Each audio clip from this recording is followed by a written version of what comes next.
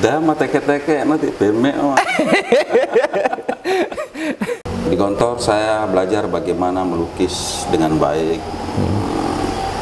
Di Gontor saya belajar kaligrafi, bertemu dengan para pekerja seni, pemerhati seni di Gontor. Saya harus sedikit survive, mencari apa yang bisa membuat saya bertahan di Gontor waktu itu. Karena enggak dapat kiriman sama sekali. Tidak dapat kiriman, uang jajan apa enggak. Jadi bawa dapur itu. Dihargai berapa? Ya waktu itu masih satu kardus itu masih dihargai 1.000. Ya. Satu kardus? Satu kardus kertas itu. Berapa ada? Indomie. Iya. Ya? Satu kertas Indomie. Ya. Harganya 1.000. Satu kardus itu kan ngumpulnya lama itu. Tapi kalau di Gontor karena aktivitasnya begitu padat, sehingga untuk mendapatkan kertas itu dari beberapa bagian OPPM itu mudah. Sebentar ya. Iya. Jadi kadang saya itu agak sedikit, ya Allah mudah-mudahan banyak salah ketik ini. Lagi ngaduk nasi. Ya, ngaduk nasi. Batu-batu bawa dapur. Orang tua datang. Orang tua datang.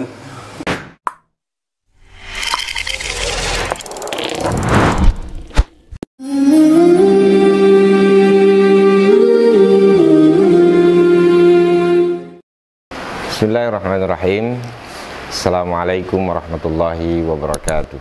Waalaikumsalam warahmatullahi wabarakatuh. Saudara-saudaraku sekalian, dimanapun Anda berada, tahun 2021 Allah Subhanahu wa Ta'ala memberikan sebuah desain skenario di mana saya dipertemukan dengan seseorang yang multi talenta pada saat pelaksanaan event MTQ Korpri tingkat nasional di Kendari. Makanya saya pakai baju Korpri ini.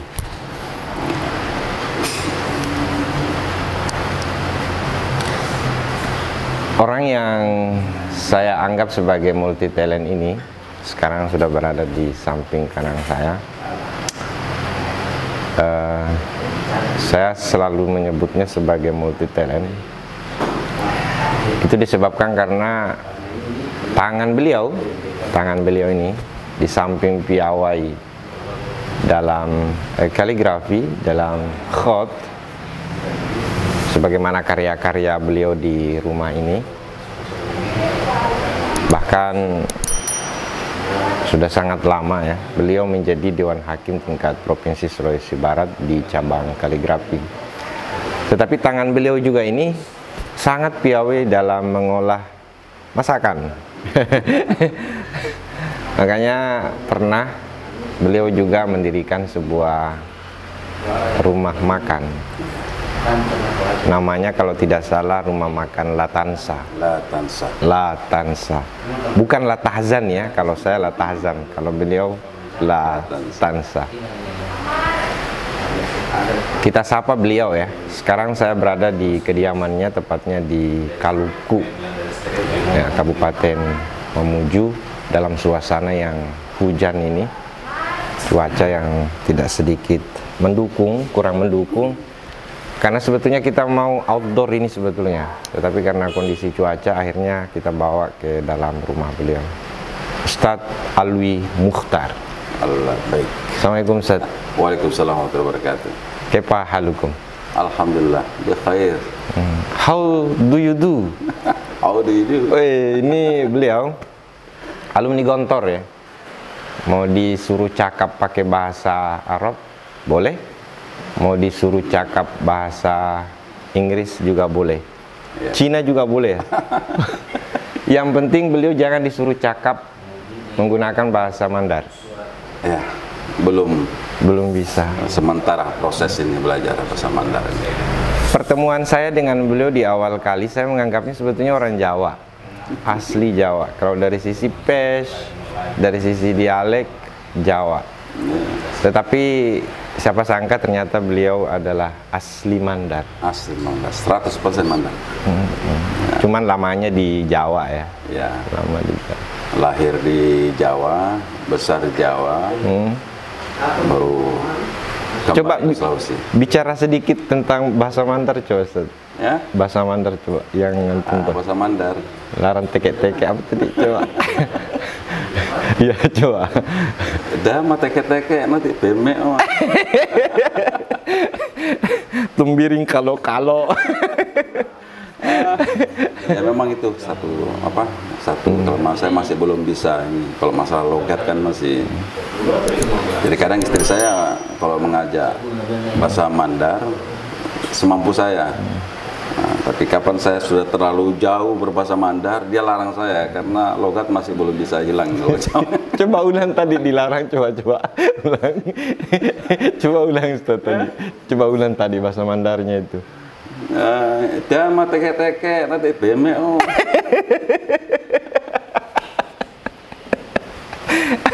Asli Mandar, tapi dialek masih Jawa karena beliau itu lahir di Gresik ya. Gresik, dilahirkan di sana, lalu kemudian dibesarkan dalam dunia pendidikan di pondok pesantren Darussalam Gontor Ponorogo. Ustaz, kita mau bincang sedikit ini, utamanya untuk memberikan motivasi semangat kepada adik-adik kita yang masih santri ini.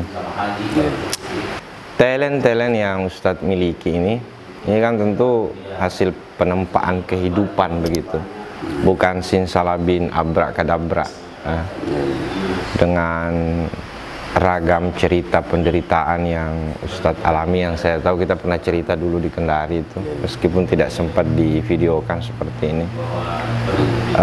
Coba cerita dulu nih Ustadz, gimana sih caranya Ustadz dulu sampai kemudian tangannya antum ini itu memiliki kemampuan tidak hanya di kaligrafi ini, tapi juga di kemampuan masak itu. Coba cerita dulu. Ya, sebelumnya saya syukur alhamdulillah kepada Allah karena memiliki seorang orang tua ya, bapak yang pada awal beliau memasukkan saya ke Gontor, saya tidak tahu kenapa harus Gontor. Jadi waktu itu saya maunya sekolah di SMP di Gresik setelah tamat SD. Tapi setelah dibawa ke pesantren, nah di sana mungkin sudah takdir seperti itu. Semua apa yang saya terima dari Gontor, suka duka, semuanya memiliki hikmah. Di Gontor saya belajar bagaimana melukis dengan baik. Di Gontor saya belajar kaligrafi, bertemu dengan para pekerja seni, pemerhati seni di Gontor. Kalau masalah tentang tahun berapa itu masuk tahun? Saya masuk Gontor tahun 88. Keluar tahun 92. Jadi Mumtaz dari Sanawi sampai Aliyah ya? Iya. Sebelum di Gontor sempat di Jember di Pondok Alumni Gontor, baru lanjut di Gontor sampai selesai. Yang di tengah hutan itu? Ya, di tengah hutan di Pondok Pesantren Baitul Arkom Jember, Balung Jember. Nah di sanalah pada posisi sebagai santri yang ya mungkin ya orang tua sudah tidak mampu lagi membiayai. Tapi kan orang tua antum dulu katanya tajir. Ya. Pengusaha. Ya di sinilah letak mungkin kuasa Allah ya. Jadi waktu saya di Gontor tuh saya tidak tahu kalau orang tua sudah pindah pulang kampung ke Sulawesi. Oh jadi antum di pondok ya. Dari Gresik orang tua karena ya karena Muplis tadi bangkrut tadi itu. Bangkrut. Ya, ya, perusahaannya di Pelabuhan Gresik itu bangkrut, sehingga dia mengambil langkah cepat untuk segera pulang kampung. Ya, dan Mamuju diambil tempat untuk tempat pindah awal itu. Nah disitulah. Tapi antum tidak tahu itu. Saya tidak tahu waktu itu. Antum di Gontor kelas berapa itu? Waktu itu kelas 3 Sanawi. Akhir tahun. Sanawi. Ya Sanawi ya. Sanawi, ya. Nah, baru saya tahu nanti berapa bulan setelah pindah itu. Nah disitulah letak letak kesulitan awal karena tidak ada kiriman. Padahal ini dari kelas 1 kelas 2 lancar terus kirimannya. Tajir. Iya. Bahkan tidak pernah dikunjungi kan. Nih, saya merasa waktu itu seperti dibuang nih. Ada apa ini? Ya, seperti dibuang nih. Tidak ada berita, tidak ada telepon, tidak dikirimi uang. Sehingga waktu di Gotor untuk istilahnya orang kalau menyambung hidup ya sebagai santri, saya harus sedikit survive, mencari apa yang bisa membuat saya bertahan di Gontor waktu itu. Karena tidak dapat kiriman sama sekali. Tidak dapat kiriman, uang jajan apa. Keluarga, teman tidak ada. Ya. Jadi saya berusaha untuk mencari jalan keluar sendiri Gontor. Salah satunya itu untuk jajan. Kadang saya kumpulkan beberapa kertas-kertas yang sudah kertas-kertas bekas salah ketik pada di kantor-kantor OSIS, kantor OPPN-nya Gontor. Kertas itu yang saya kumpul sampai berkardus-kardus ya. Jadi kertas itu yang mungkin di mata santri yang lain dibakar, dijadikan sampah begitu. Saya pungut. Saya pungut, bahkan saya tidak malu untuk bertanya sama pengurus OSIS, OPPM-nya Gontor itu, Kak, ada kertas yang nggak dipakai nggak? Yang salah ketik. Oh ya, itu ambil, kumpul-kumpul. Ya dari situ alhamdulillah saya tukar dengan kue di bagian warung lauk pauk serta kantinnya Gontor kan. Jadi bok-bok dapur itu dihargai berapa? Ya waktu itu masih satu kardus itu masih dihargai 1.000 ya. Satu kardus kertas itu berapa? Ada Indomie. Iya ya? Satu kertas Indomie ya, harganya 1.000. Ya tapi kan kue waktu itu masih harga Rp50. Satu kardus itu kan ngumpulnya lama itu. Tapi kalau di Gontor karena aktivitasnya begitu padat sehingga untuk mendapatkan kertas itu dari beberapa bagian OPPM itu mudah sebentar ya. Iya. Jadi kadang saya itu agak sedikit ya Allah mudah-mudahan banyak salah ketik ini. Banyak kertas yang bisa saya pungut kan. Jadi ya. Itu panen kertas itu pada saat waktu pergantian pengurus OPPN. Iya, jadi generasi baru yang mau jadi pengurus OPPN itu banyak yang membuang kertas-kertas bekas itu. Ditukarlah sama Mbok, dapat uang 1.000. Itu lebih hampir 1,5 tahun lah saya bekerja seperti itu sampai saya dipanggil oleh pengasuhan santri. Kemudian ditanya baik-baik. Ada laporan ya Mas? Ada laporan masuk, ada yang melaporkan ada seorang santri pengumpul kertas. Ya pemulung kertas. Iya pemulung jadi. Saya ditanya kemudian saya sampaikan apa adanya dan saya sampaikan itulah cara saya bertahan untuk bisa beli sabun mandi, untuk bisa beli buku tulis, untuk bisa bayar uang bulanan, uang makan. Kayaknya penghasilan mulai udah berhenti. Kamu tidak boleh seperti itu lagi. Nah, kamu saya jadikan sekretaris dapur Ibu Yai. Ibu Madam Hasan, Kiai Hasan. Jadi saya menjadi sekretaris dapurnya, dapur keluarga. Kalau di Gontor ada dapur keluarga, ada dapur umum. Oh ini dapur keluarga? Ya. Oh, dapur keluarga. Jadi kalau dapur umum itu banyak ya, satu dapur. Kalau dapur keluarga ada beberapa sekitar puluhan waktu itu. Ya.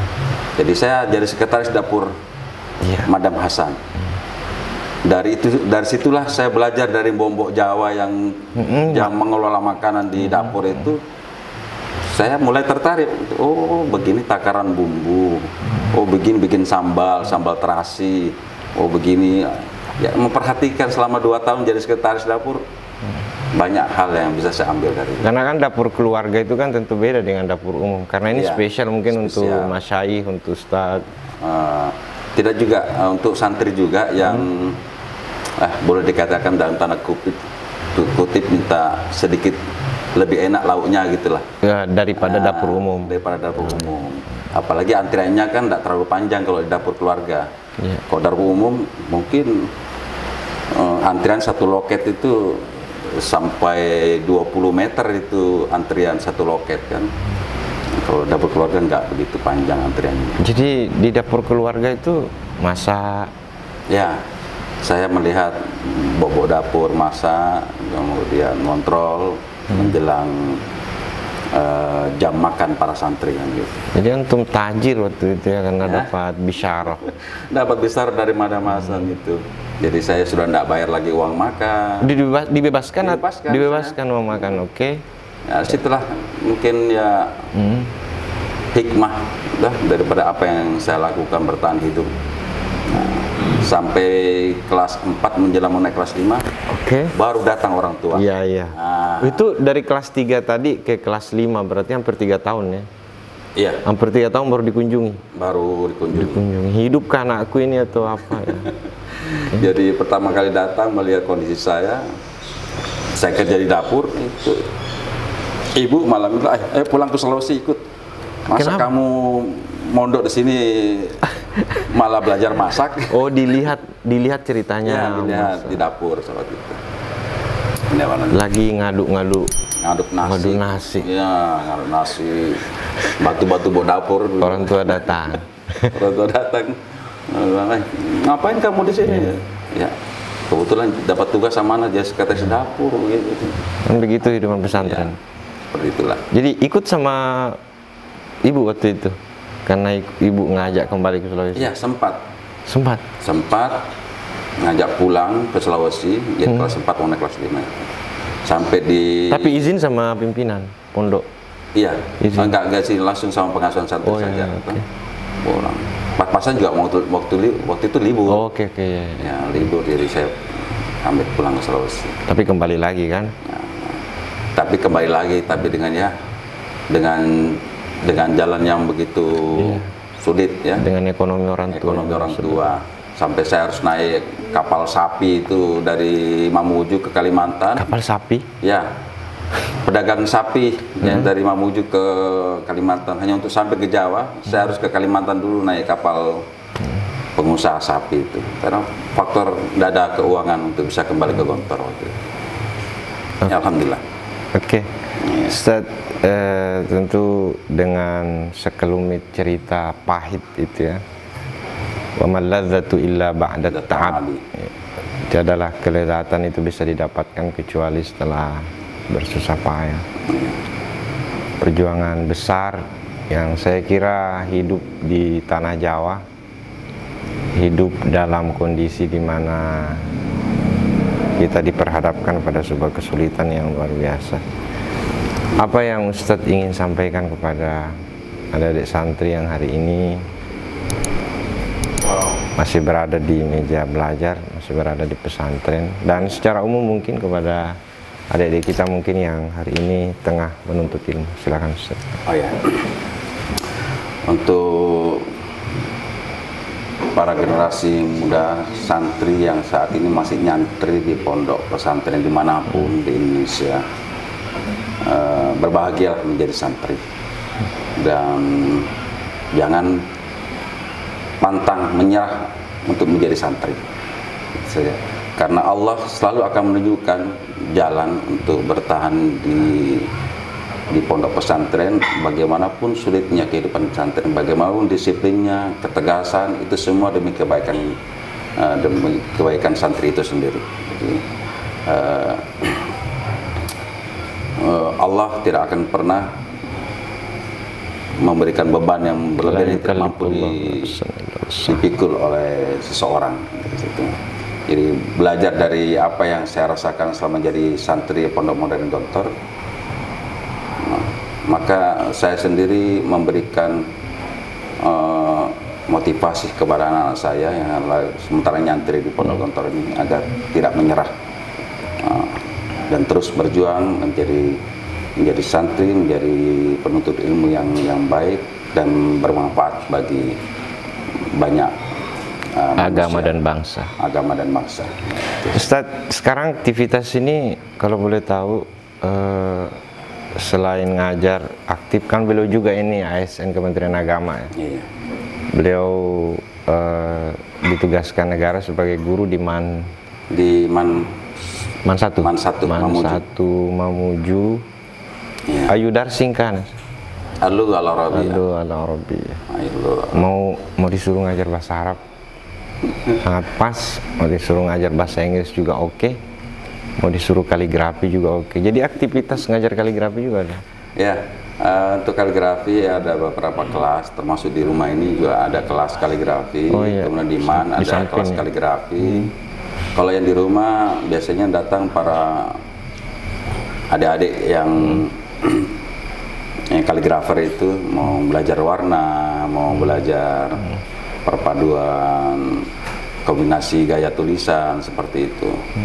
Nah, itulah yang kalau pondoknya sendiri yang sekarang mau dibangun. Ya, insya Allah tahun ini saya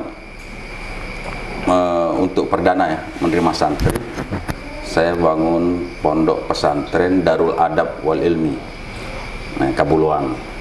Jadi khusus ini pesantren memang saya dedikasikan untuk santri yang ingin bisa bermuhadasah bahasa Arab. Gitu. Kemudian bisa juga menulis kaligrafi. Dua yang paling saya tekankan di dalam pesantren saya. Menjadi warnanya. Ya. Dalam tempo 1, 2, 3 tahun tingkat MTS-nya tuh dia bisa targetnya itu bisa muhadasah bil lughatil arabiyyah, muhadasah bil lugha wal khat arabi. Bismillah, insyaallah. Tahun ini baru dimulai ya? Ya, tahun ini baru dimulai. Ya, sarana-sarana sudah disiapkan, termasuk tenaga pendidik. Ini saya kira juga menjadi bahan referensi bagi Anda semua, bahwa khusus untuk Sulbar kayaknya belum ada deh pesantren yang warnanya kaligrafi. Iya. Ustadz belum ada. Betul. Oke. Nah. Dan Ustadz Alwi ini sudah memulai, di samping keterampilan di bidang khat, juga seperti kata beliau tadi, pesantren itu ia siapkan untuk mendidik putra-putri Anda untuk cakap berbahasa Arab. Yeah. Dan tentu ya dengan pendidikan umum pesantren lainnya tentang penanaman akhlak dan seterusnya. Saudara-saudaraku sekalian, dimanapun Anda berada, inilah akhir dari perbincangan saya dengan beliau. Terima kasih nih Ustadz. Ya, sama-sama. Sudah diberikan ruang dan kesempatan untuk nginap di rumahnya ini. Sudah dikasih menu makanan dengan ikan katambak dengan cepa itu. Aslinya beliau ya Karim. Kalau kasih bumbu-bumbu itu, Masya Allah. Rasanya memang pas dengan nama rumah makannya, Latansa. Nasi bagaimana dunia. Latansa kan aslinya, jangan lupa, maksudnya sambalnya beliau, racikannya, masakannya beliau, Anda tidak akan pernah bisa melupakan. Insya Allah. Sukses Ustaz, selamat. Mudah-mudahan Ustaz sukses dalam menjalani aktivitas sehari-hari, sehat bersama keluarga. Dan yang paling penting niat sucinya untuk kemudian membangun peradaban baru di Kaluku ini dengan dua nawacita pesantren yang mau dibangun tadi itu sebagai fondasinya, kemampuan berbahasa Arab dengan hati itu bisa tercapai manfaat untuk dunia dan akhirat. Allahumma biq ila aqwamit thariq. Wassalamualaikum warahmatullahi wabarakatuh. Waalaikumsalam warahmatullahi wabarakatuh.